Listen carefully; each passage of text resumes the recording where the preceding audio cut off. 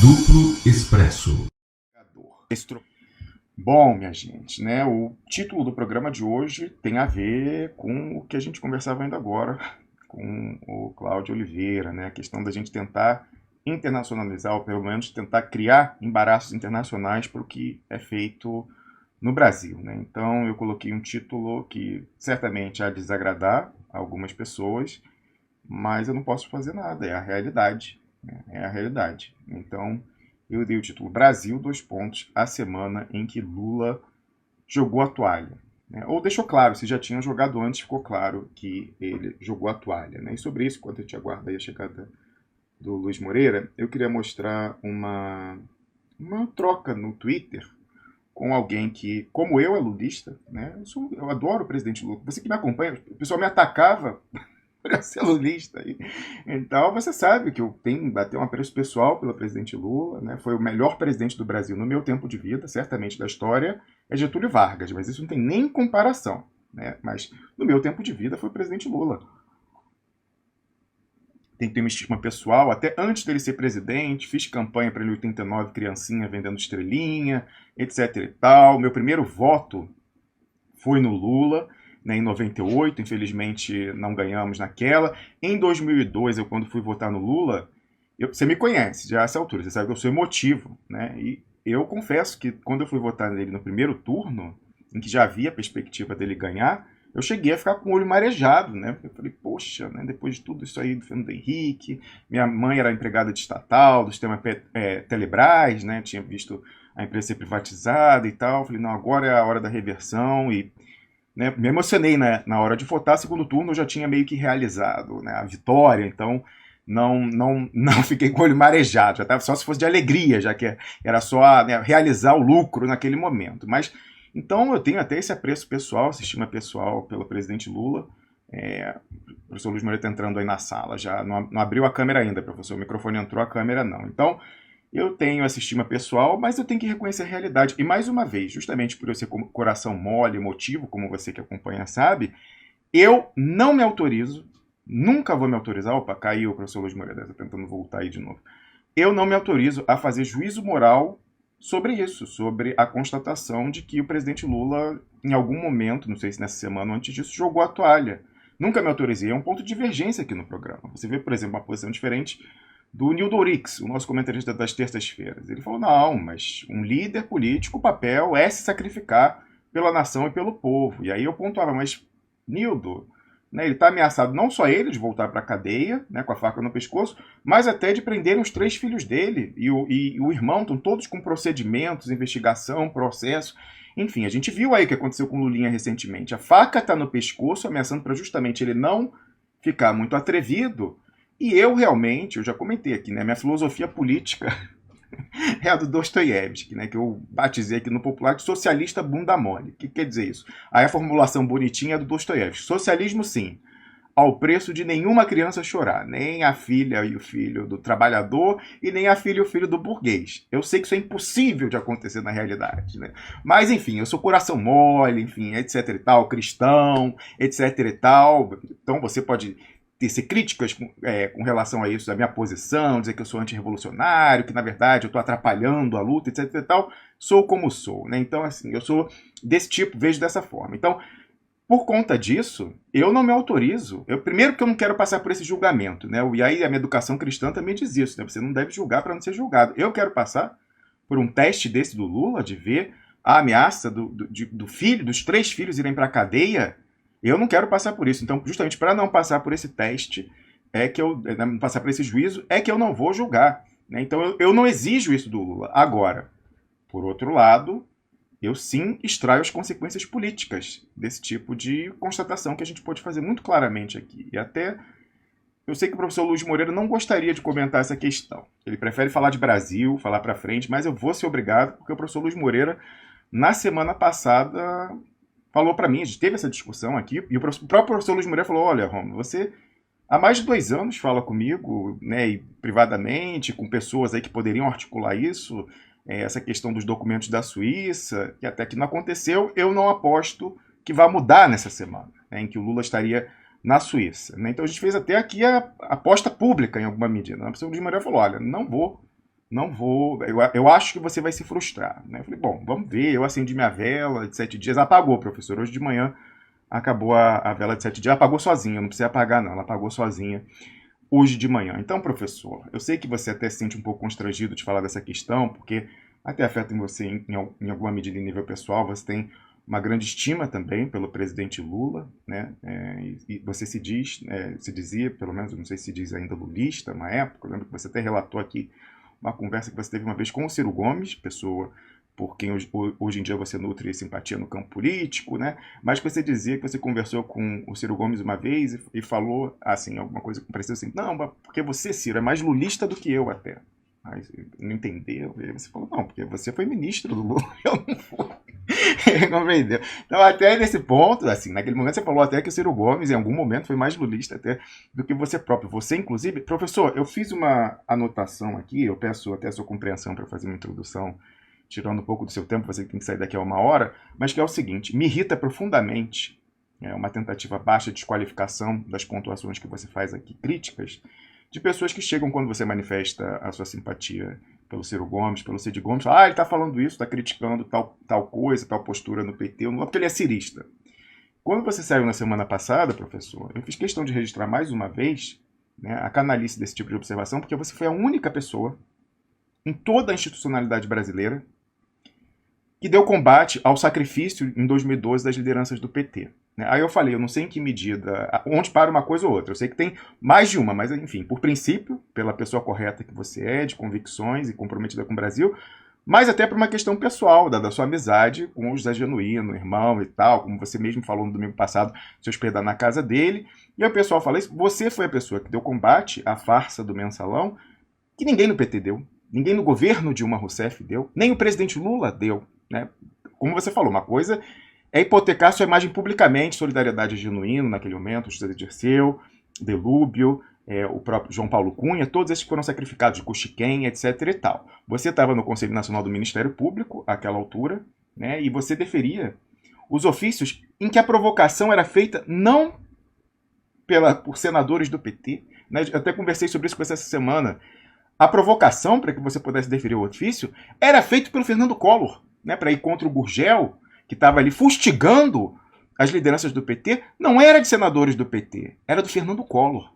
Né? Você vê as complicações da realidade. Então, é ridículo, assim, é totalmente deslocado você ver alguém tentar desqualificar qualquer coisa que você fale aqui. Por hoje você está próximo do Ciro Gomes, do Cid Gomes, etc., porque você defendeu mais essas lideranças do PT do que qualquer pessoa do Partido dos Trabalhadores naquela altura. Né? E você passou por esse teste de estar numa posição de poder na administração, enfim, no quadro institucional brasileiro, ali em 2012, quando começa o processo em que a gente está vivendo agora as suas consequências, mas começou lá em 2012. Então, 2012 mensalão, 2013 a primavera, 2014 aquela eleição, depois golpe, etc. e tal. Naquele momento do início, você foi o único a ousar enfrentar o que vinha aí pela frente. Né? Então, eu queria fazer esse registro aqui. Normalmente eu faço quando você sai e eu vejo algumas pessoas tentando desqualificar o que você fala. Dessa vez eu faço na abertura, professor Luiz Moreira. Então, eu queria perguntar primeiramente se você é uma pessoa de jogar, professor Luiz Moreira, porque parece que você acerta, né? Você falou, acertou. Você é de jogar? Porque tem gente que joga, eu não sei se você joga, né, dinheiro, jogos de azar e tal, tem gente do PT com muita sorte, que joga na Mega Sena e a turma e ganha 120 milhões. Mas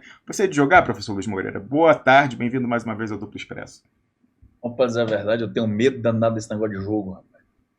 Eu, certa feita, estava com a minha mulher em Portugal, e aí tinha um cassino lá, ela queria entrar no cassino, rapaz. Eu empaquei do lado de fora do estacionamento, não entrei e fiquei lá de braço cruzado até... Não jogo não, mas não tenho nada contra quem joga, não. Tudo. Agora, a questão é o seguinte, Rômulo, é que não há milagre na política, né? Há uma trajetória, há uma coerência, incoerência.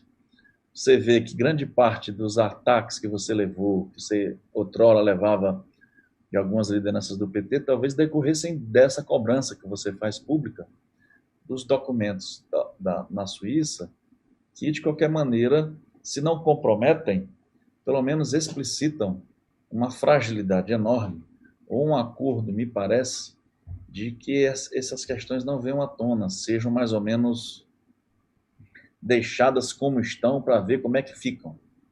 Né? Eu, sinceramente, Não vi com surpresa o que nada fizeram, nem antes nem agora, porque acho que há uma burocracia muito complexa no PT, que, repara, é preciso distinguir, isso aqui o internauta, o expressionauta, o duplo expresso, expressionauta há de refletir conosco. O PT mudou muito. O PT, aquele partido da década de 80, que se forma a partir de uma ala sindical composta por um núcleo ideológico que era fundamentalmente de oposição,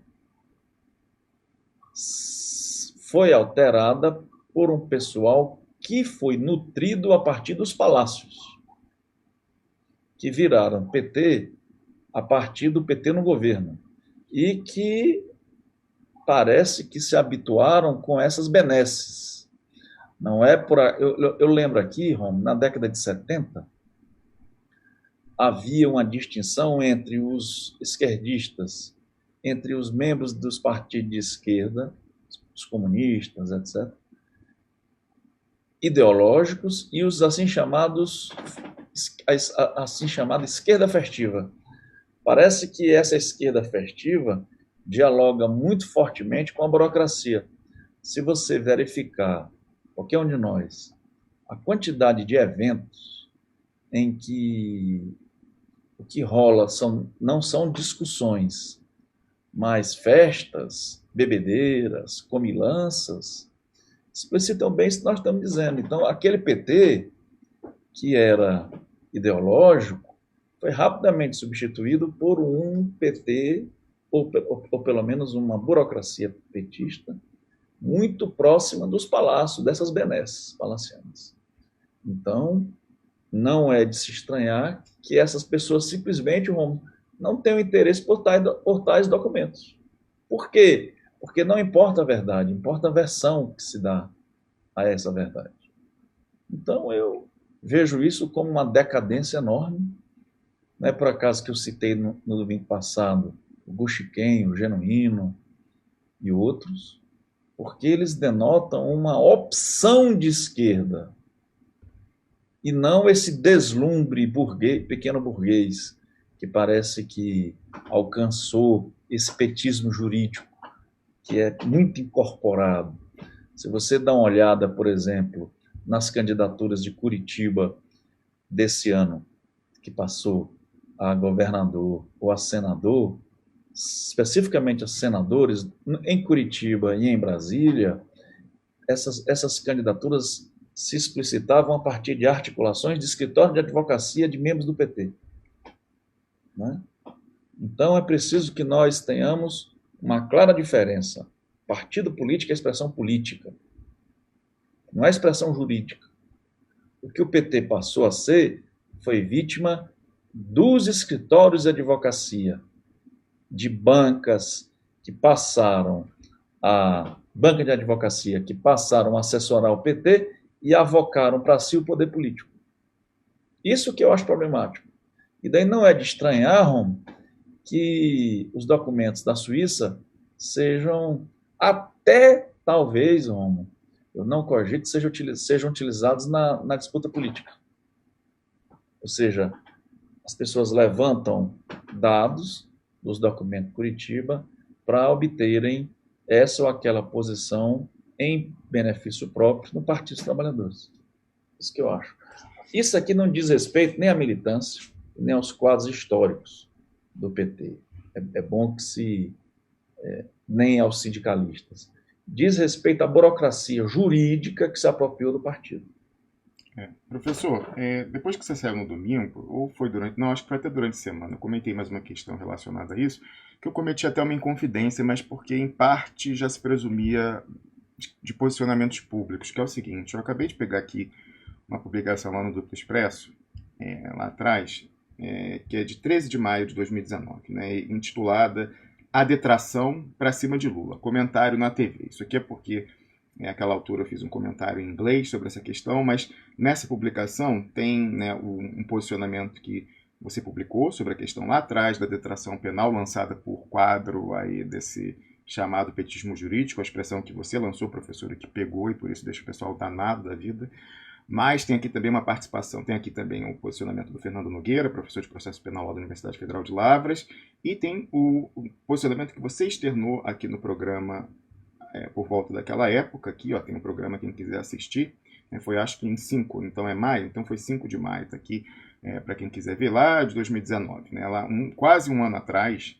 O que aconteceu? Havia uma pressão grande, né, desse petismo jurídico para que houvesse uma extravagância, no mínimo, nos procedimentos do presidente Lula, e uma coisa que era tecnicamente totalmente absurda e que, se fosse para ser aplicada, como você registrou aquela altura por escrito, né, colocando o seu nome, seria em prejuízo do Lula, e você viu o programa e colocou isso.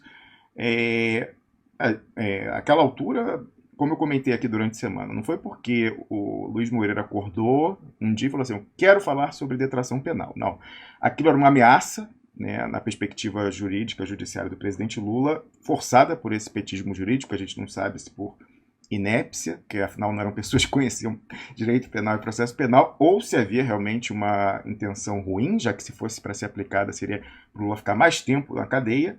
Não, houve um pedido de pessoas, né, supostamente interessadas no bem do presidente Lula, não só pessoal, mas também jurídico, digamos assim, para que você, né, que já tem essa posição crítica com relação a essas manobras do chamado petismo jurídico, viesse a público, viesse aqui ao Duplo Expresso e explicasse por que aquilo não seria operado em benefício do Lula. Pois bem, você veio aqui, se expôs, né, falou isso, eu também me expus, afinal também sou formado em Direito, né, trouxemos outras pessoas que se expuseram da mesma forma, né, com a certeza de que o que a gente falou estava tecnicamente corretíssimo. Olha, eu chequei até com um ex-secretário de Justiça de um grande estado da federação, né? Você checou com um colega também que foi aí de execução penal de um grande estado da federação, a gente veio aqui e falamos, né, a coisa correta. A detração penal é um absurdo, esse pessoal ou não sabe ou está de sacanagem com o presidente Lula. E, mais uma vez, não foi espontâneo, eram pessoas supostamente preocupadas com a perspectiva jurídica do Lula que pediram, por favor, Luiz Moreira, a gente não tem condição de criticar publicamente ou resistir a essa pressão do petismo jurídico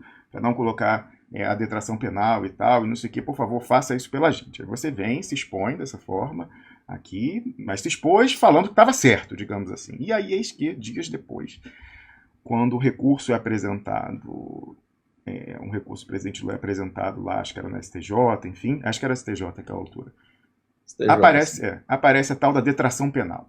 A detração penal, que era um absurdo.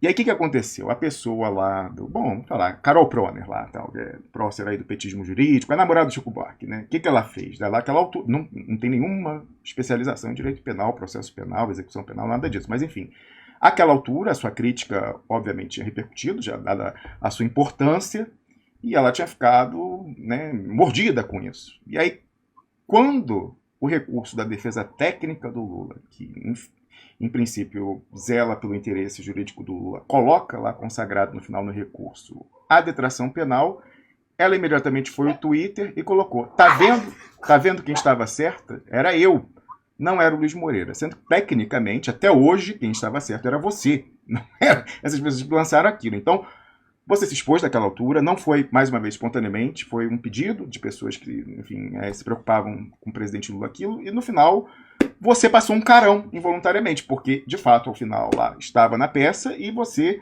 em tese, saiu derrotado, digamos assim. E eu observei, assim, me corrija se eu estiver errado, que desde aquela altura você foi mais cauteloso em se envolver nessas causas da defesa do Lula, né? Você observa, obviamente, você se condói das injustiças que são cometidas com relação a ele, mas você não quer passar um novo carão, né? Não tem. Eu, enfim, ainda continuo fazendo algumas coisas, por isso eu fiz. Então, eu não sei se talvez a sua cautela na semana passada também não se devesse a essa experiência do passado. Certamente essa não foi a primeira vez em que havia um pedido para você se envolver e tentar ajudar, e no final você dá o conselho certo. Prevalece o errado e ainda fica queimado você que deu certo.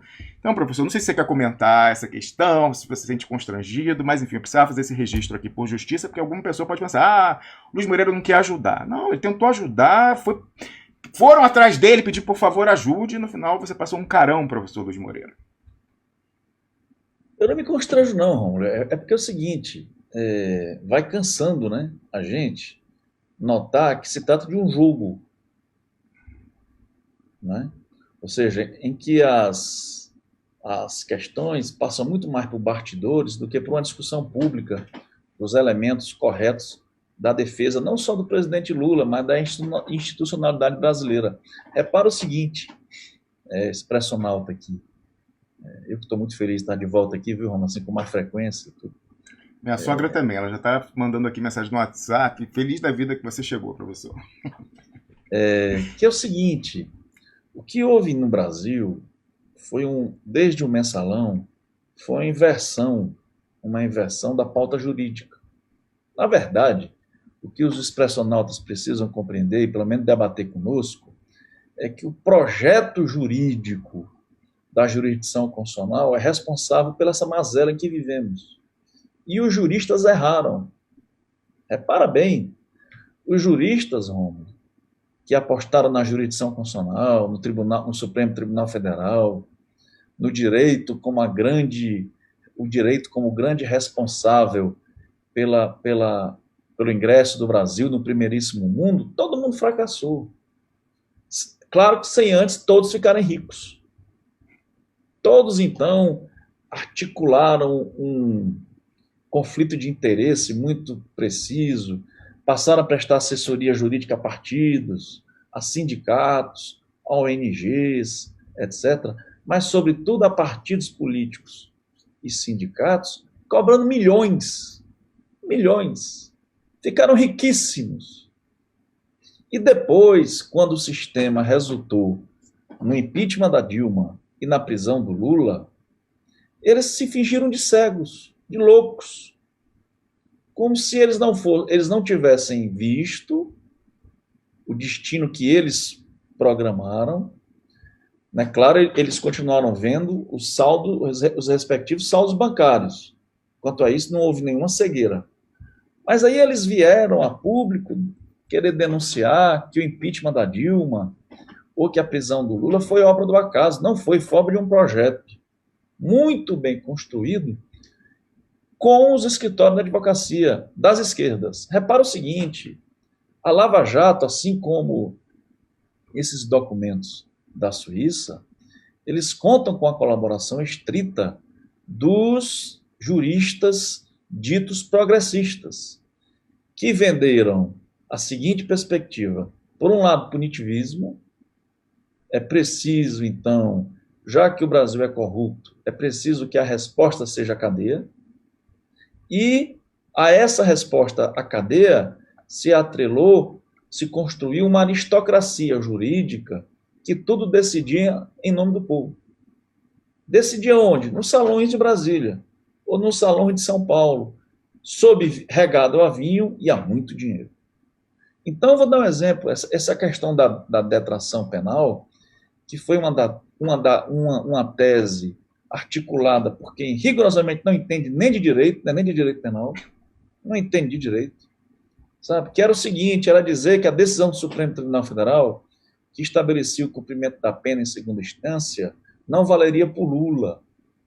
Repara bem, expressionalto, você aqui conosco dialoga aos domingos, o presidente Lula jamais teve uma vitória no Supremo Tribunal Federal. Jamais teve qualquer vitória no judiciário brasileiro. O que houve foi o seguinte, todas as decisões do Moro foram ratificadas em Brasília e ratificadas em geral por pessoas indicadas pelo PT. No STJ, a Câmara que julgava os habeas, no Superior Tribunal de Justiça, a turma que julgava os habeas corpus e as medidas jurídicas encaminhadas pelo Lula, dos 5 membros, 4 foram indicados pelo PT. E eu não estou dizendo aqui que porque foi indicado ao PT deve ser subordinado às teses petistas, não. Eu estou dizendo que, ao menos, os indicados deveriam compartilhar de uma certa correção. Ou seja, não se deixarem pressionar pelo populismo judicial que o PT jurídico inaugurou com o Márcio Tomás Bastos, no Ministério da Justiça. Tudo isso ocorreu porque houve um projeto muito bem construído pelo PT que resultou em teses como a detração penal. O que era a detração penal? Ou no pedido de impeachment do Gilmar Mendes. Expressionalta, querida e querida. O PT jurídico tentou depor o Gilmar Mendes do Supremo Tribunal Federal porque o Gilmar Mendes passou a atacar a Lava Jato. E o então Procurador-Geral da República, Rodrigo Janot, se articulou em Brasília. É sabido aqui a inimizade do Rodrigo com o Gilmar, né? O próprio Rodrigo declarou que chegou a engatilhar uma arma para matar o Gilmar. Pois bem, esse mesmo Rodrigo Janot acionou os quadros do petismo jurídico para que esse petismo jurídico impeachmasse o Gilmar, porque o Gilmar passou a incomodar a Lava Jato. E o presidente Lula está em liberdade hoje, não é em vitória decorrente de habeas corpus que ele moveu, ou de ação de suspeição contra o Moro, etc. Não. Foi uma reação do Gilmar aos ataques da Lava Jato, à mulher dele, Gilmar, e a ele, Gilmar. Foi isso. Então, a consequência atinge e beneficia o presidente Lula, mas nunca o presidente Lula. Repara, dos atuais ministros do Supremo Tribunal Federal, quantos foram indicados pelo PT? O ministro Dias Toffoli era advogado-geral do Lula. Qual é a sua opinião sobre o ministro Dias Toffoli? Ele é um homem progressista no Supremo Tribunal Federal? Ou o ministro Gilmar Mendes é muito mais corajoso em enfrentar a Lava Jato, por exemplo, do que quaisquer dos indicados do PT? O próximo presidente do Supremo Tribunal Federal será o ministro Luiz Fux. O que você acha dele, expressionalta? Ele é um homem de esquerda? Ou ele é um apoiador hoje do Bolsonaro? Então, se nós costurarmos todos esses fatores que parecem dissociados, se nós tivermos uma interpretação sistemática e perguntarmos, em termos republicanos, em termos de organização do Estado, quais foram os legados do PT? Porque, claro, eu não estou aqui a discutir as grandes conquistas para o povo pobre do que o presidente Lula legou. Por exemplo, as cisternas no meu Nordeste. Se você chega no Nordeste, mesmo com seca, a cisterna garante a subsistência de uma cria, de um gadinho, de uma vaquinha, de um bode, de uma ovelha, no entorno da casa. Toda casa no interior agora tem 1, 2, até 3 cisternas. Então não dá para...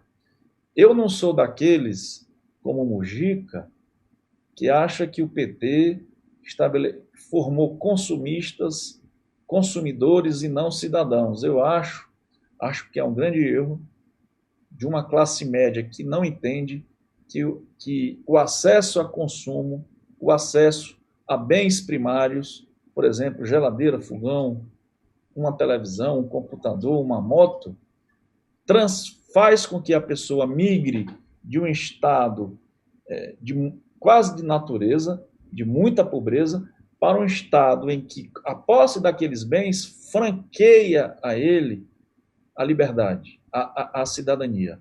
Então, não concordo com essa análise do Mujica, que é reproduzida muito pela esquerda, de dizer que nós deveríamos ter formado cidadãos e não consumidores. É gente que está no Leblon, sabe, que não entende que quem não tem uma geladeira, não tem um fogão, não tem um computador, uma moto, que é muito fácil você reclamar de que um sertanejo tem uma moto quando você anda de carro com ar refrigerado. Quando você sequer pega ônibus no Rio de Janeiro, ou em Belo Horizonte, ou em São Paulo. Agora, essa questão é uma coisa. A política inaugurada pelo PT, com o presidente Lula, sobretudo, de combate à miséria, eu tenho como marco. E por isso eu sou muito grato a ele. reconheço nele uma estatura poucas vezes repetida no Brasil nos séculos 20 e 21. Agora, nós precisamos ir para frente, homem. Nós precisamos ir para frente. Sequer houve o que houve na Argentina. Repara, a Cristina Kirchner também foi ameaçada de prisão.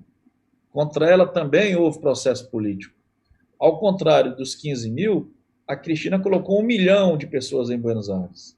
100 policiais não dispersam 1 milhão de pessoas em Buenos Aires. E, paralelamente, professor, ela contratou aí um detetive particular de filme noir para filmar, por exemplo, que era o carro da embaixada americana que levava uma testemunha contra ela, lá para o Sérgio Moro da Argentina, o juiz Bonadio. Ela mandou levantar a ficha do senhor Marcelo, acho que é Marcelo D'Alessio, o nome é D'Alessio, acho que é Marcelo D'Alessio, que era o chefe da CIA e do Mossad lá e que é primo-irmão do Dario Messer, que é quem figura com todo o destaque no caso do Banestado e também na Lava Jato. Se você quiser ver o Sérgio Moro cair para trás, você fala Dario Messer na frente dele da mulher, fala Dario Messer, pum, os dois caem para trás, assim. E lá ela fez esse trabalho de inteligência, era dado que ela ia ser presa, né, e que a sua carreira política tinha acabado, eles pegaram isso e ela forçou, constrangendo o imperialismo, forçou eles a conversar e acertaram, olha, não vou ser presa, vou manter meus direitos políticos, vou articular minha sucessão da forma que eu bem entender, vou ampliar a aliança, não vou sair de cabeça de chapa, vou sair de vice e tal, e não sei o quê, vou ganhar e vou tomar posse, vamos aqui representar os interesses da nação diante do imperialismo. Coisa parecida poderia ter sido feita pelo PT, pelo presidente Lula, mas aí o problema é que tinha que cortar na carne, né? O Banestado pegaria alguém também, lista do Odebrecht pegaria alguém também. Aliás, algumas pessoas ainda confundem esses casos aí do Banestado com o Odebrecht, mas é porque eles são coisas diferentes, mas correlatas, né? Estão ali relacionadas efetivamente, né? E aí, lendo um pouquinho mais, as pessoas compreendem. Mas o problema, professor, é que aquela máxima que o pessoal lançou de ninguém solta a mão de ninguém, na realidade é ninguém solta o rabo de ninguém. Os rabos presos. Então, nós, brasileiros, a nação brasileira, estamos reféns de dossiê, né? Então esse que é o problema. E a Cristina Kirchner, você fala, não, mas a Cristina Kirchner é porque ela não precisava cortar na carne. Cortou na carne, porque junto com essa história do D'Alessio estava o Mário Montotto, que era uma pessoa aí, ex-guerrilheiro, professor, olha isso, ele era dos montoneiros, mas nos montoneiros ele era o tesoureiro, aí passou a gostar de dinheiro lá nos montoneiros. E aí o que aconteceu? Na redemocratização ele se torna lobista de interesses da indústria armamentista estrangeira, sobretudo israelense, na Argentina, fornecendo poder público, que era simplesmente amicíssimo do casal Kirchner, colega de classe na Faculdade de Direito de Néstor Kirchner. Ele era pego nessa história daí do D'Alessio. Foi problema. Antes disso, a Argentina, né? E deu enfrentamento. Agora, no nosso caso, desgraçadamente, a postura é diferente, as considerações são diferentes. E, professor, eu sei que você tem um compromisso, né? Então você não pode ficar mais muito tempo, mas eu queria um último comentário aqui. Primeiro eu vou trazer depois, se você não puder ficar mais tempo, mas eu vou mostrar algumas ilustrações do que você falou aqui, que eu separei para mostrar enquanto você falava, eu via com atenção e pegando aqui ilustrações. Mas eu queria que você comentasse brevemente o seguinte, professor, se não for muito constrangedor, assim, ter que falar do seu próprio caso de uma forma elogiosa, mas não é elogiosa, é constatar objetivamente um histórico, algo que está registrado, que é o seguinte. Você, professor, pelo enfrentamento que você deu a essa aristocracia jurídica, juristocracia, lá no Mensalão, você foi indicado pelo poder político, esse que você privilegia no seu pensamento, e por isso foi escolhido como representante da Câmara dos Deputados no Conselho Nacional do Ministério Público. Você, pelo enfrentamento que deu ao procurador, que tocava ali, fustigava os quadros do PT, a sua recondução para mais um mandato de 2 anos, ela foi obstada por quem era o Procurador-Geral da República, naquela altura indicado pelo PT, que fustigava os quadros do PT, aí Genuíno, Delúbio, João Paulo Cunha, José Dirceu. Inventaram uma história, né, aquela história sempre que você falava aí, professor, de conversa de bastidor e tal, inventaram um dossiê, né, que teria um dossiê cabeludo de corrupção do Luiz Moreira. E começou a circular no Congresso e tal, o pessoal tentando queimar o seu filme. Quando isso chegou ao seu conhecimento, professor, inclusive conseguiu aí, felizmente, cópia do suposto dossiê, em vez de chegar numa conversa de bastidor, chegar assim, olha, não, me reconduz, que aí eu, em compensação, faço isso aqui para você e tal. Vou parar de fustigar a juristocracia, vou ficar mais domesticado e tal. Não, em vez disso, você foi ao Procurador-Geral da República, com a cópia do dossiê fajuto que tinham fabricado, falou, não, Eu peço que uma investigação seja iniciada imediatamente com base nisso. Como assim? Eu estou na função, né? Estou pleiteando aí a recondução e tal. Imediatamente eu exijo que isso seja esclarecido. Eu sou o primeiro a estar interessado em que isso seja passado ali. O que aconteceu? O pessoal arquivou, porque não tinha nada, era tudo invenção e tal. E aí, desgraçadamente, professor, eu sou obrigado a fazer um paralelismo entre essa situação sua lá atrás e a atual situação em que o presidente Lula poderia vir aqui, aliás, esteve na Suíça nessa semana, poderia ter iniciado os trâmites para conseguir os documentos e mostrar os crimes da juristocracia e a conversa estrutural que a gente tinha ainda agora, que você falava que é preciso reenquadrar o lugar de Ministério Público Judiciário no sistema institucional brasileiro. A desmoralização com esses documentos ia ser fundamental para isso, era um argumento político mostrar como essas pessoas são tão corruptas ou mais do que eles alegam que o poder político é. Né? Então era fundamental esses documentos do Odebrecht para iniciar esse processo de reequilíbrio dos poderes que você mencionava. Então, você chegou lá e falou, não, exijo que a investigação seja feita plenamente. Os documentos que podiam provar falsificação lá em Curitiba, escondendo, por exemplo, esse Dario Messer, lá o primo irmão do Dalécio, do Leiro dos Doleiros, o presidente Lula amarelou, não quis pegar, né? Não, enfim, as razões têm que ser explicadas ainda. Eu, né, posso tecer aqui comentários que eu ouvi, porque estava sendo cobrado, foi cobrado pela elite do sindicalismo. O pessoal, poxa, companheiro, você pode ajudar a nossa luta aqui contra a destruição da Petrobras, contra a entrega do Banco do Brasil, pegando isso aí, você não vai fazer isso? Aí para os sindicalistas falou, não, dessa vez estou interessado, vou lá e tal, não sei o quê. Rolou na semana passada esse papo. Da mesma forma, pessoas do PT aí perguntando, e falou, não, aí primeiro, né, falou que ia, mas aí no final, quando já tinha se decidido que não ia pegar os documentos, aí falou, não, eu não vou pegar, porque hoje em dia os meus advogados lá no Brasil podem alegar que houve ou pode ter havido falsificação dos documentos, mas sem contrastar o original com o derivado falsificado. Se eu pegar o original e no que me concerne tiver igual, aí eu fico desmoralizado, pelo menos não vou ter mais esse argumento de falar que pode ter havido a falsificação, quando poderia ser provado cabalmente, pegando aqui se houve ou não houve. Né? E eu acreditava, professor, até aqui, por tudo que eu ouvi, e até pelo presidente Lula, exatamente um ano atrás, ter jurado, diante do caixão do seu netinho, que nem que fosse a última coisa que ele fizesse, ele ia provar a sua inocência, eu sempre achei, enfim, que pegando o original, a inocência dele teria provada, e a falsificação da Lava Jato ao mesmo tempo. Mas aí, quando o próprio presidente Lula, quando questionado dentro do PT, fala, não, eu não vou pegar porque talvez esteja igual de Curitiba, aí o que a gente extrai disso? Que a Lava Jato inventa, mas não aumenta? Pelo menos com relação ao presidente Lula? Eu não sei. O presidente Lula tem que explicar por que ele não quer pegar a prova da inocência dele, da inocência dele, de acordo com o que a gente acredita, aqui na Suíça. Então, professor, eu sou obrigado, por mais que você se sinta um pouco constrangido em constatar qualidades suas, porque é uma constatação objetiva, lá atrás você falou, não, mas eu sou o primeiro interessado em esclarecer isso aqui, ao passo que, no caso do presidente Lula, a defesa, eu não sei o que é, o pessoal fica jogando com essa coisa. Então, semeia no meio sindical, no partido que vai pegar e depois não pega. Será que teve uma conversa de bastidor para chegar a esse entendimento de não pegar? O que foi oferecido em troca? Enfim, professor, um comentário final aí. Na minha época, o que houve foi o seguinte, eu tomei ciência de que o gabinete do Procurador-Geral da República, Roberto Gugel, e o então presidente da Associação Nacional dos Procuradores da República estavam envolvidos na difusão de um dossiê contra mim, a produção e difusão de um dossiê contra mim. E aí eu tinha sido reconduzido unanimemente pela Câmara dos Deputados ao Conselho Nacional do Ministério Público. E o que eu tinha feito naqueles 2 anos que eu fiquei no Conselho foi trabalhar, então eu não tinha envolvimento com corrupção nenhuma. Nunca tive, aliás. Então não poderia aceitar ser chamado de corrupto numa jogada do gabinete do Procurador-Geral da República, Roberto Gugel, e do presidente da ANPR, de então. Eu nem me lembro o nome de quem era o sujeito. E aí eu estava no Senado, e aí começou uma fofoca. Era perceptível que havia algo contra mim, mas eu não sabia exatamente o que era. Finalmente, um senador me entregou o dossiê. Eu recebi o dossiê, era uma noite de quarta-feira, eu me lembro perfeitamente bem disso aí, e me encontrei na saída do Senado com o então senador Pedro Taques. do Mato Grosso, que depois foi eleito governador e foi defenestrado sob várias acusações, várias acusações, entre eles de grampear o Ministério Público local, não foi reeleito, mas aí o Pedro Tax era o articulador da campanha contra mim no Senado. E eu me encontrei com ele na saída, ali na chapelaria do Senado, do Congresso Nacional,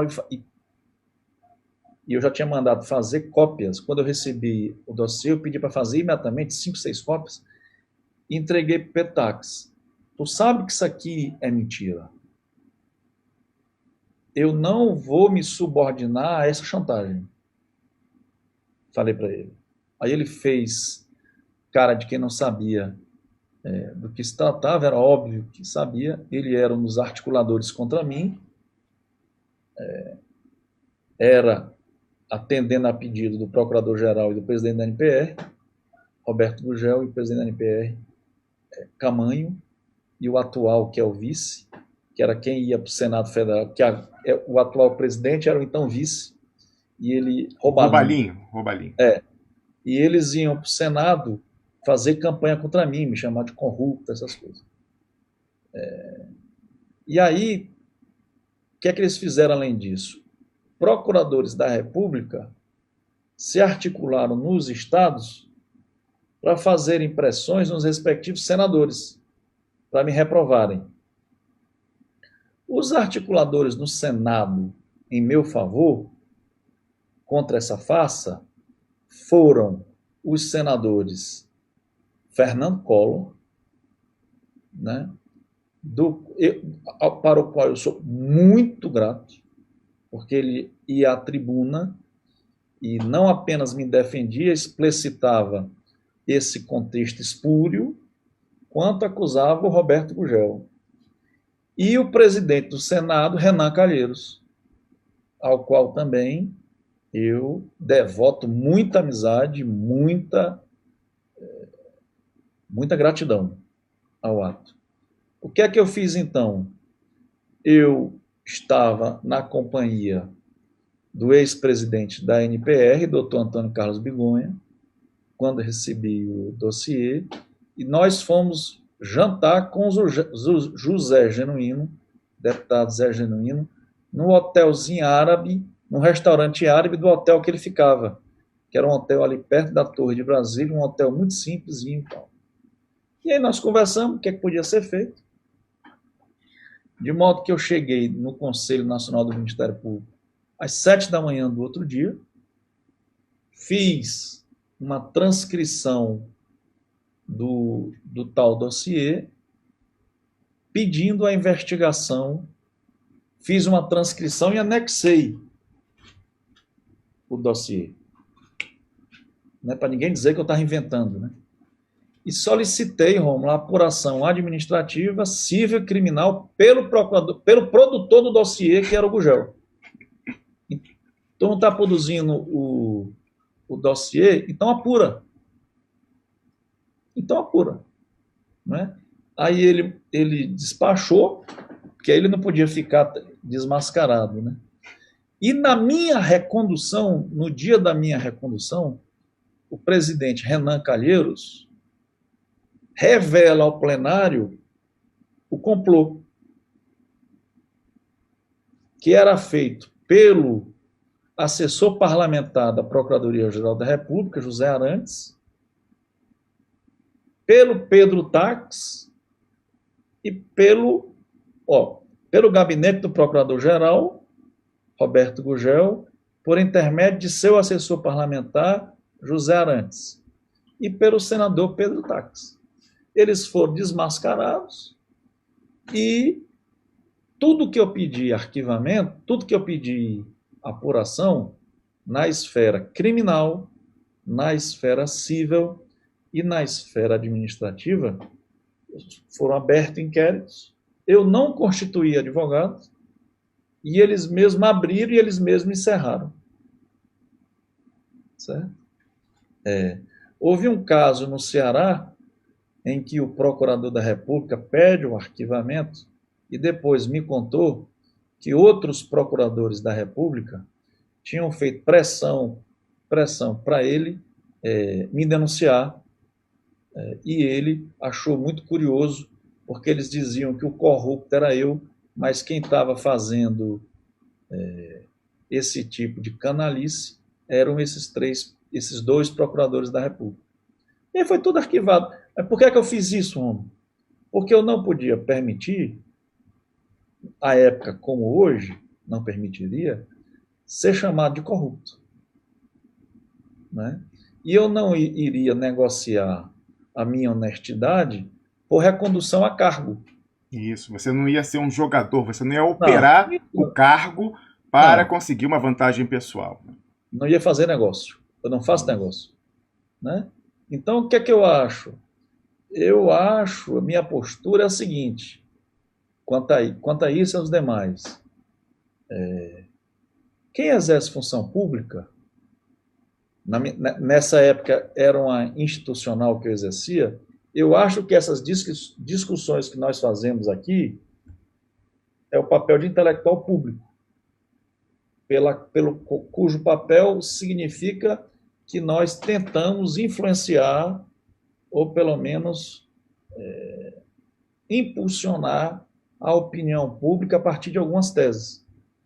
Nós não podemos, nós aqui, nós dois especificamente aqui, nós não podemos nos metermos, nós mesmos, com a própria vontade, em chantagens, né, Rom? Evidente. Né? Nem jogos. Né? Que se você me beneficiar, contará com a minha fala. Se você me der um dinheirinho de patrocínio, eu passo a promover tuas ideias. Ou vice-versa. Né? O que é que eu acho? Eu acho que eu sou muito otimista com o que está aflorando no Brasil. Sabe, Rom?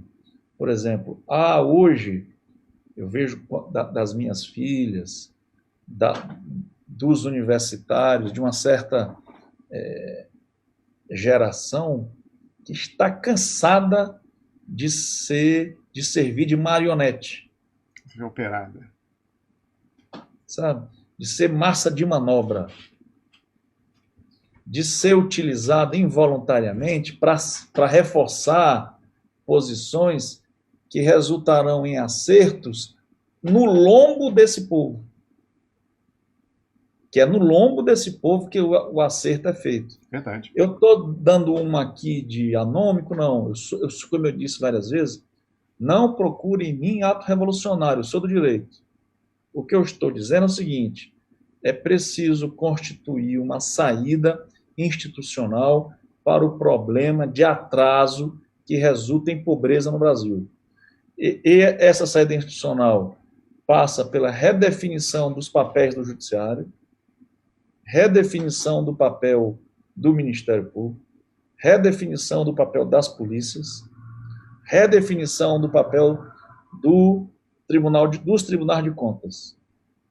Ou seja, é preciso seja feita uma nova engenharia constitucional para, tirar o cabresto da gestão, permitir que o Estado brasileiro seja fomentador de desenvolvimento. Isso não quer dizer, atenção, eu não sou tão ingênuo para achar que no Brasil não há corrupção. Há corrupção no Brasil como há na Suíça. Há corrupção no Brasil como há na Alemanha. Aliás, vocês acham que essa corrupção macro-institucional é brasileira? Vocês acham que a Volkswagen, a Siemens, etc., quando burlam a indústria automobilística, quando burlam as emissões de carbono, não está fazendo corrupção? Quando a banca americana quebra o sistema na jogatina em Wall Street, isso não é corrupta? Não sejamos ingênuos. Eu não sou ingênuo. Eu só não ponho os destinos do Brasil e do povo do Brasil nas mãos de quem não tem mandato. Das mãos cujo capricho é a expressão política. é a expressão ideológica. O que é que eu ponho? Eu ponho o futuro do Brasil nas mãos do povo brasileiro. Nas mãos do povo brasileiro, que democraticamente tem direito de errar. Agora, Romulo, deixa eu fazer uma pergunta. Você que está aí, que é ultraformado, que é dos melhores alunos da UERJ, que fez mestrado em instituição internacional, faz doutorado em instituição internacional, você fica muito, como eu, muito magoado, decepcionado com esse tipo de postura, por exemplo, ante os documentos do Banestado, ante, ante a jogada do Intercept, ante os documentos da Odebrecht. Né?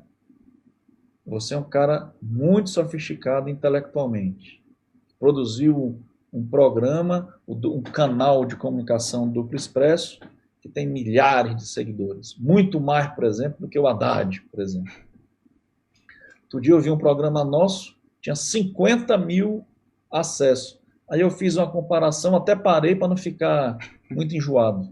Né? O tamanho, a discrepância do programa, da audiência do programa que nós fizemos, com correlatos de outros personagens que não têm a nossa pretensão, né? Tem muito maior. Porque nós fazemos aqui uma análise jurídica, jurídico-política e tal, sem querermos nós ocuparmos cargos de magistrado da nação, etc. Agora, você se frustra, eu me frustro. E o que é que sofre o povo pobre? Quando olha para um negócio desse e diz assim, eu estou aqui perdido, estou aqui ganhando um salário mínimo 2, meu irmão foi arregimentado pela milícia, o outro, meu primo, foi morto pelo tráfico, eu não posso sair de casa, eu moro num cubículo de 20 metros, 30 metros quadrados, num calor enorme, eu não tenho praça para ir, eu não tenho educação de qualidade, se quiser eu tenho que pagar um colégio particular, salvo em Sobral, que o colégio é integral, né, gente? Isso aqui o Ceará está dando de goleada. Colégios integrais, cuja o grande mérito, sabe qual é, Rom? São parentes aqui desses colégios de Sobral, dos colégios do Ceará, da minha cidade também, Coreaú, é que no desempenho desses meninos, a diferença entre origem familiar, se pobre ou rico, não resulta, se o aluno é pobre ou rico, isso não influencia no resultado desse aluno. Então, no Ceará, esse projeto de escola integral possibilitou a grande revolução de que a origem social não significa sucesso do aluno. Se o cara é rico, ele ingressará na melhor universidade. Se o cara é pobre, ele nem o ensino fundamental terminará, concluirá. Então, nessas escolas lá em tempo integral no meu estado, cujos índices são tão reveladores de um projeto educacional brilhante, mas de muito trabalho, de muita dedicação, nós conseguimos eliminar, como eu disse, que o poder econômico das famílias interfira no resultado dos filhos deles. Né? Então, voltando, tu imagina como é que se sente esse pessoal? Não? Por exemplo, uma senhora que acorda às 4 da manhã, cujo marido foi morto pelo tráfico, tem que sair para trabalhar 2 horas de ônibus, para chegar às 6 horas, 2, 3 horas de ônibus, para chegar às 6 horas faz a comida, acorda às 3, faz a comida para os filhos, deixa a comida, os meninos mesmo esquentam, ela leva a marmitinha dela para o emprego, lá nesse emprego ela se subordina a todo tipo de humilhação, que ela não pode perder o emprego, se ela perder o emprego, os filhos dela passaram fome, aí como é que aí volta, chega em casa às 8 da noite, sai do emprego às 5, pega umas 3 horas sendo jogada dentro dos ônibus, chega em casa para fazer tudo de novo, aí ela olha e vê que os destinos do Brasil e desse povo no qual ela se insere são resolvidos em arranjos não republicanos, ou pelo menos em que a coragem e a virtude não se expressam. Então, essa pessoa votou no Fernando Henrique, votou no Lula, votou na Dilma, votou no Bolsonaro. Por quê? Porque ela está desesperada por uma saída. Ela vai tentando. E falta credibilidade, Romulo. Porque é o seguinte, se esse documento é disponível, não há justificativa, se esses documentos da Odebrecht na Suíça estão disponíveis, como estão, não há justificativa para que esses documentos não sejam acessíveis, não sejam acessados e revelados ao povo do Brasil. Assim como do Intercept, assim como do Banestado. Ou seja, é preciso que nós não tratemos o povo brasileiro como idiota. Né? Então, nós precisamos disso, e eu estou muito animado, porque acho que nós teremos um forte cabo eleitoral que vai ser o fracasso econômico do governo Bolsonaro. Olha, professor, é importantíssimo ouvir que você está animado nesse momento, porque eu estou, nessa semana em particular, fiquei muito desanimado. Você perguntava aí se eu me sinto frustrado com os documentos da Odebrecht não terem sido pegos aqui, né, e expostos à cidadania brasileira, como você falava. Eu fico tão frustrado que eu chorei no ar. Mais uma vez, né? O pessoal pega no meu pé quando eu choro, fala, usam isso contra você, falando que você não tem estabilidade emocional e tal. Eu sou assim, quando eu estou triste, eu choro e eu faço questão de não esconder. Então, tão frustrado eu fiquei. Mais uma vez, na quinta-feira, eu chorei no ar aqui ao vivo. Ver essa falta de perspectiva, pelo menos mais uma decepção grande, que eu tenho certeza que não foi só minha, né? Então, professor, enquanto você falava aí, né, especificamente sobre essa questão dos documentos, o que aumentou meu grau de frustração nessa semana? Você que até na semana passada lembrava que eu já falo, né? Eu articulei essa estratégia há mais de 2 anos, né, aqui, inclusive empenhei a minha reputação aqui na Suíça, falando, olha, me autorizaram a vir aqui, de fato, obviamente que eu não sou leviano, então eu só parti para procurar um advogado, conversar com pessoas aqui, quando havia devida autorização, e aí na hora H, bolo. Aí, mais uma segunda vez, um ano depois, na hora H, bolo. Aí o pessoal já começou a falar assim, mas o que aconteceu com você? Você era uma pessoa tão séria quando estava no instituto aqui? Agora, né, parece que despirocou e tal. Então, assim, até em alguma medida gastei meu capital reputacional, digamos assim, para articular esse tipo de coisa, né? E fiquei, assim, obviamente muito frustrado, não tanto por mim, mas por ter me empenhado tantos anos nisso, mas pelo Brasil, porque eu achava de fato que era uma das últimas possibilidades que a gente tinha de causar um estrago aí nesse roteiro que está escrito por esse pessoal de fora do Brasil, articulado com esse pessoal de dentro, aí, traidor da pátria, como são os generais entreguistas do GSI. Então, o que aumentou meu grau de frustração, que me levou mais uma vez às lágrimas, foi ver o alinhamento de astros que havia nessa semana para que esses documentos saíssem, professor. Então, assim, eu fui separando aqui enquanto você falava, vou mostrar brevemente, olha só. Primeira coisa, né, tá aí, ó, 3 de março, publicação do Gizmodo, que é a publicação de tecnologia do UOL, dando conta de que uma agência do governo da Suíça vai fazer uma denúncia criminal contra as entidades de espionagem dos Estados Unidos, NSA e CIA, por implantar dispositivos de espionagem em mecanismos aí tecnológicos, né? Então, o Estado suíço, a quem caberia, né, ao fim e ao cabo, entregar esses documentos, tem todo o interesse em constranger os Estados Unidos nesse momento, né? Então, obviamente, Lava Jato desmascarar o Moro e mostrar essa questão do Dario Messer, que é um banqueiro de operações clandestinas da CIA, que seja de todo o interesse do Estado suíço nesse momento. Então, haveria uma boa vontade do Estado suíço em fornecer esses documentos, né? Essa é a primeira. Você vê o alinhamento cósmico que eu acho que não vai se repetir, por isso até cheguei a chorar, né? Em segundo lugar, né, o dossiê Banestado finalmente vai vir à tona, né? Porque chegou na minha mão, eu imediatamente passei para várias pessoas, dentre as quais Maria Lúcia Fatorelli. Aí está aqui um print de uma conversa minha com ela, quando ela imprimiu lá, mas são vários grupos que estão concorrendo aí para ver quem termina primeiro de fechar a ICC5, né? Lembrando que Banestado tem tudo a ver com esses documentos do Odebrecht, tem tudo a ver com a Lava Jato, e foi justamente pelo Sérgio Moro e mulher e tal ficarem pendurados no Banestado que a competência do caso Lava Jato foi levado para eles, né? Então tem tudo a ver uma coisa com a outra, inclusive até com a Suíça, né? Porque Banestado, grande parte das contas CC5 remetiam dinheiro aqui para a Suíça, né? O próprio Clã Messer, né? O Clã Messer operava daqui de Zurique. Aí você vai vendo o alinhamento. Então, Banestado, com a questão aí do Estado suíço está querendo constranger o Estado americano, né? A inteligência americana. Aí depois, né, eu já vinha mencionando, quem assiste a gente já sabia disso, mas finalmente aí na quarta-feira o pessoal do Brasil, que lê grande imprensa, aí sim alcançou o que o Expressionauta sabe.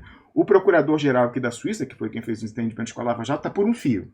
Está por um fio. Está aí pendurado com esquisitices, reuniões fora da agenda que ele fazia no caso FIFA e que ele também fez no caso Lava Jato. Então, nessa semana saiu, depois do processo administrativo, a sanção dele, com uma sanção assim que ele só continua como procurador-geral para se blindar no cargo e, de repente, não sofrer uma persecução penal, porque reduziram o salário dele. Isso aqui é inédito, professor. Falaram assim, não, você realmente não está se comportando bem na condução dessa função para a qual você foi designado, vamos reduzir o seu salário. E aí está aqui o relato do Jamil Chad, que é o correspondente do UOL em Genebra, que inclusive acompanhou o presidente Lula aí no seu deslocamento recente, dando conta disso, né, que o responsável pela luta contra a corrupção, né, parceiro do Dallagnol, do Sérgio Moro, procurador-geral da Suíça, é punido. Ele já teve que enfrentar, por conta do caso FIFA, oitivas no parlamento muito constrangedoras. Se o presidente Lula, né, com a sua projeção internacional, viesse aqui questionar a atuação dele junto à Lava Jato, ele caía. Né? Então, ele não está em condição, professor, de comprar o barulho, né, como falam os jovens aí, do Deltan Dallagnol. Nesse momento, ele ia jogar o Sérgio Moro e o Dallagnol ao mar para se salvar. Então, mais um fator que fortaleceria, né, esse pedido de acesso aos documentos aqui. Mais um, o exemplo do caso de sucesso, muito concreto, né, que foi a Cristina Kirchner na Argentina. Está aí na tela, ela com o caso da Lécio, que é primo irmão, já mencionei aqui. Ela fez isso, né, forçou o imperialismo a sentar para conversar, ganhou. Né, e a gente viu a reversão na Argentina. Deixa eu ver aqui o outro. Olha só, fora isso, no Brasil, os advogados do Lula conseguem lá um depoimento numa reunião gravada com autorização, com peritos da Polícia Federal em novembro do ano passado, em que esses falam, olha, eu não boto o meu na reta, não garanto a cadeia de custódia desses documentos da Odebrecht, se pode ter tido adulteração, eu não, né, pode ter tido. Que, obviamente, aqui eu não quero ser cabotino, eu quero só mostrar como a gente está engajado nisso. Isso foi simplesmente, professor, e aí o pessoal do PT quis falar como se fosse uma grande novidade. Fernando Haddad, que a gente mencionava ainda há pouco, fez uma live com o advogado do Lula, Cristiano Zanin, falando, olha só isso aqui agora, como assim os peritos da Polícia Federal admitem a possibilidade de haver falsificação dos documentos da Odebrecht? Ora, nós conseguimos que esses peritos da Polícia Federal admitissem isso em fevereiro de 2018, por escrito, num laudo pedido pelo Sérgio Moro, graças às denúncias que a gente faz aqui, reconhecido pela própria defesa. À época, o Cristiano Zanin me parabenizou e demorou 2 anos para isso entrar formalmente no processo, antes tarde do que nunca. Entrou agora em março ou fevereiro de 2020, mas enfim, algo que é conhecido desde fevereiro de 2018, e a pessoa vai fingir que é novidade? Não, aqui, seriedade, a gente existe. Né? Então, desde lá de fevereiro se conhecia, obviamente que é um desdobramento. Os advogados conseguirem isso num relato oral gravado é interessante, mas eles só fizeram a pergunta, professor, porque já sabiam a resposta. E a resposta era por causa do nosso trabalho lá em fevereiro de 2018. Então tá aqui na tela, olha, todo mundo aí deu repercussão recentemente, olha, peritos da Polícia Federal admitem que documentos da Odebrecht podem ter sido, podem ter sido adulterados. Mas, professor, isso é a possibilidade. A adulteração a gente comprovaria pegando os originais aqui. O passo lógico era esse. Era pegar e mostrar a adulteração, mostrar que apagaram o Dario Messer, codinome Flexão na planeta do Odebrecht. No entanto, o presidente Lula amarelou, né? Nessa semana não veio buscar. Mais um fator, então, a alinhar. Os advogados conseguirem esse relatório. Imagina você chegar com esse áudio aqui na Suíça, não teriam como negar. Eu falei, o procurador está por um fio, você chega com um depoimento de peritos da Polícia Federal falando que pode ter havido adulteração. Aí a pessoa que é vítima dessa adulteração, o presidente Lula, né, respeitado pelos homens, chega e fala, não, eu exijo para o Estado suíço não ser, né, um cúmplice dessa farsa, dessa falsificação. Vocês, inclusive, que estão querendo comprovar a espionagem americana e tal. Era um alinhamento de astros perfeito, professor. Então, obviamente, que eu me frustro com isso. Mas aí faltava a última perna, professor, que é essa aqui, ó. Era a presença do presidente Lula na Suíça. Né? E finalmente que ele veio, de fato. Eu fiquei na expectativa para ver se ele viria ou não viria. Veio, está aqui uma foto na tela, ele reunido com o Paulo Sérgio Pinheiro, ex-ministro de Direitos Humanos do Brasil, mas ex-ministro de Direitos Humanos do Fernando Henrique Cardoso. Ele reunido com ele em Genebra. Então era o último requisito, professor. Porque o que aconteceu? Como eu comentei aqui, eu articulei esse tipo de reunião no passado, né, com autorização, com recomendação, com orientação, no final o pessoal não apareceu. Os suíços, inclusive, professor, já mencionei isso aqui, nenhuma dessas reuniões, obviamente que eu, brasileiro, outros brasileiros aqui, a gente ia por amor à pátria. Agora, o advogado suíço não tem nada a ver com isso. A hora dele era faturada. E aqui a gente se cotizava para pagar, e pagamos. Cada reunião dessa que houve bolo, a gente pagava, né? Então, mas também o suíço não é bobo, ele não vai querer ter reunião para não acontecer nada. Então, os suíços falaram, não, a gente agora só aparece, só vai dar seguimento ouvindo do próprio Lula, que ele quer isso, porque das outras vezes falaram que ele queria, que não sei o que tal. Na hora H não aparecia ninguém, então dessa vez só ele vindo. Eu falei, bom, então dessa vez ele está aqui, é a hora finalmente. Rearticulamos mais uma vez, empenhamos o nosso capital reputacional, e o presidente Lula veio, né? Ele veio aqui na Suíça, né? Encontrou o Paulo Sérgio Pinheiro, que olha que interessante, professor, é quem fez o serviço sujo do imperialismo na Guerra da Síria, né? Ele chefiou uma missão das Nações Unidas, isso aqui é um print screen, do Estado de São Paulo de 17 de dezembro de 2011, em que há aí uma matéria mostrando que esse mesmo Paulo Sérgio Pinheiro foi quem chefiou a missão da ONU, que concluiu, interessadamente, em nome do imperialismo, que Assad na Síria cometia crimes contra a humanidade e tal, e por isso deveria ser deposto, né? E aí, dando a legitimidade que o imperialismo precisava, a OTAN, para cometer os crimes, eles sim, os crimes de guerra que estão sendo cometidos há uma década, destruindo a Síria. Então, uma pessoa que presta serviço ao imperialismo, né? Então, em vez de começar a desarticular os operadores do imperialismo no Brasil, que são Lava Jato, Sérgio Moro, com os documentos da Odebrecht, o presidente Lula preferiu se encontrar com um operador do imperialismo, que é o Paulo Sérgio Pinheiro. Então, obviamente, né, pode ser que alguma pessoa reaja diferentemente de mim, mas o nível de frustração em que eu fico diante disso me leva às lágrimas e eu não as escondo, professor Luiz Moreira. Então, respondendo a sua pergunta, eu fiquei muito frustrado ao ponto de chorar, professor Luiz Moreira. Eu agradeço a você imensamente por ter ficado muito além da hora que você poderia aqui com a gente. Eu peço que você dê as suas considerações finais para o pessoal, não sem antes anotar, professor Luiz Moreira, algo que você mencionou aí durante a sua fala, que era o pessoal do PT jurídico que enriqueceu, promovendo a destruição do Brasil, né? E agora né, aparece em palestra e tal. Você sabe que nós levantamos aqui, professor, olha que curioso, eu vou mostrar na tela, uma pessoa aí que é tida como uma referência, né, e tal, o Eugênio Aragão. Né? É o que eu te falei, professor, de graça, pela causa brasileira, só você aí que está no seu domingo perdendo horas aí, o pessoal, o resto é faturado que nem o advogado suíço. Aliás, muito mais caro que o advogado suíço, né? Eu queria mostrar aqui, olha, Eugênio Aragão, né? Que parece, é um militante, tá pela causa. Não, você vai lá em duploexpresso.com e pesquisa aqui esse artigo, ó. Urgente, blog do Duplo Expresso, obrigado a se retratar como membro do PT. É uma piada, isso aqui é uma ironia que eu coloquei no título, né? Porque realmente eu tive que me retratar, professor, porque eu tinha dito que ele tinha levado 900 mil em 2018, na verdade era 1,75 milhão.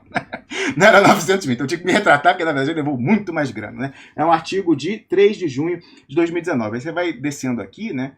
O Eugênio Aragão, o escritório dele, levou somados do comitê de campanha do Lula e do Fernando Haddad, que sucedeu a campanha do Lula em 2018, olha aqui, somando os dois juntos, cadê aqui? Desce, 1,76, é mais ainda, 1,76 milhão de reais.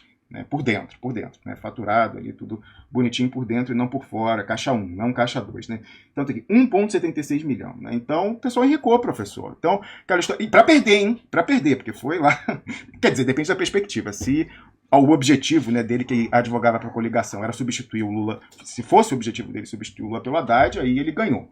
Agora, se o objetivo fosse manter o presidente Lula, a gente tem que considerar que, pelo menos formalmente, foi derrotado. Mas pela derrota, ganhou bem. Ganhou 1,76 milhão apenas naquela campanha. Né? Então, é uma diferença, professor. Eu estou aqui de graça, você está aqui de graça, o pessoal que fatura ainda perde, né? Dependendo da perspectiva, se efetivamente perderam. Outra pessoa aqui que eu estou achando curioso, professor, olha só, uma expressionista me alertou nesse fim de semana, que há uma entrevista aí rolando esses dias do Pedro Esteban Serrano, lá para o GGN, do Luiz Nassif, que ele fala o seguinte, professor, para mim é uma novidade. Ele falou, fui perseguido pela Lava Jato. Ele diz que foi perseguido. Aí tá aqui, ó.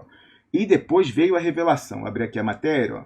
Lava Jato tentou impedir advogados de identificar as ilegalidades cometidas, diz Pedro Serrano. Bom, eu até acho interessante, porque conversando aí com colegas da advocacia do Estado de São Paulo, o que eu ouvi, até então talvez esteja errada a informação, mas o que eu ouvi é que o escritório do Pedro Esteban Serrano, em que ele tem sociedade inclusive com um dos irmãos do deputado federal Paulo Teixeira, é de que eles advogariam para empresas que estão envolvidas na Lava Jato fora do Brasil, né? Foram envolvidos, por exemplo, a própria Odebrecht.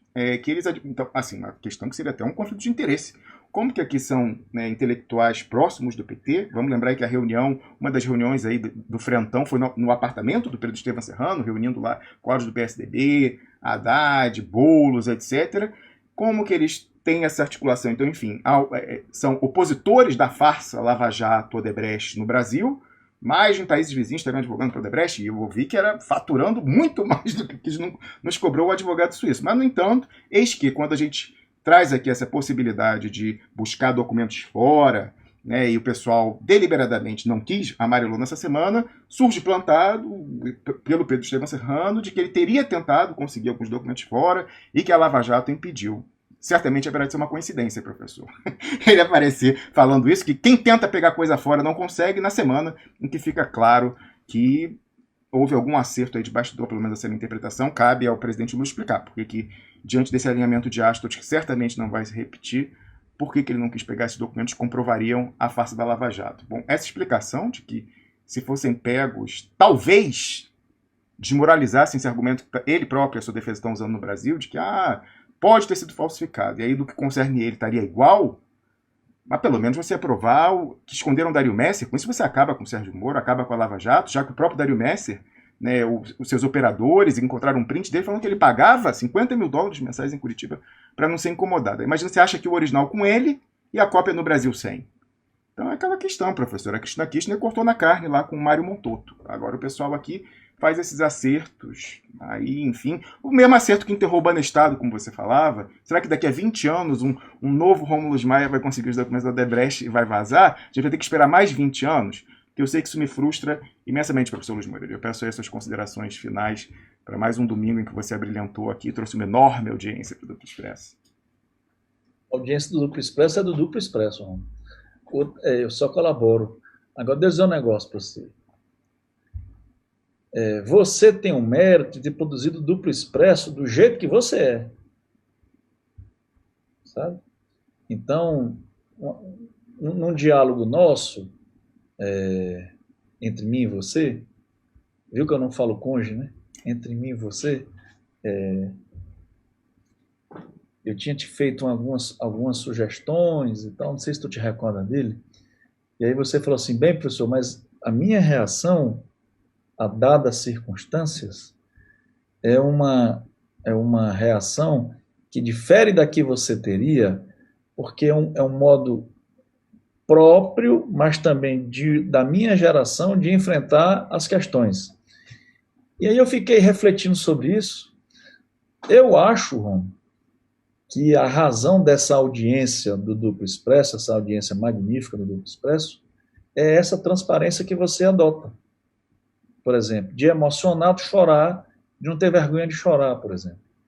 Sabe? Uma vez até, em outro contexto, nós falamos disso, que eram, por exemplo, algumas críticas que se faziam contra o Ciro Gomes, de dizer que em certas ocasiões ele era muito mercurial, ficava muito nervoso e tal. Aí eu respondi dizendo assim, bem, ele é absolutamente transparente, ele é um homem comum, que se sente indignado ante as injustiças, as cafajestagens, e reage sem máscaras. E é o mesmo caso teu. Ou seja, você confrontado com uma série de questões dramáticas, tu reage humanamente e sem máscaras, né? E acho que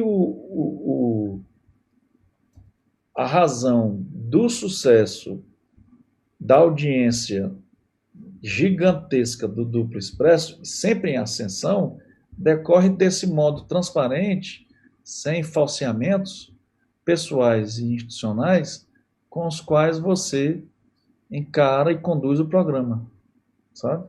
Então, acho que tu tá de parabéns por ter coragem de demonstrar os sentimentos humanos que sente, sem querer dar uma de mascarado, que não sofre, que não chora, que não tem frustrações.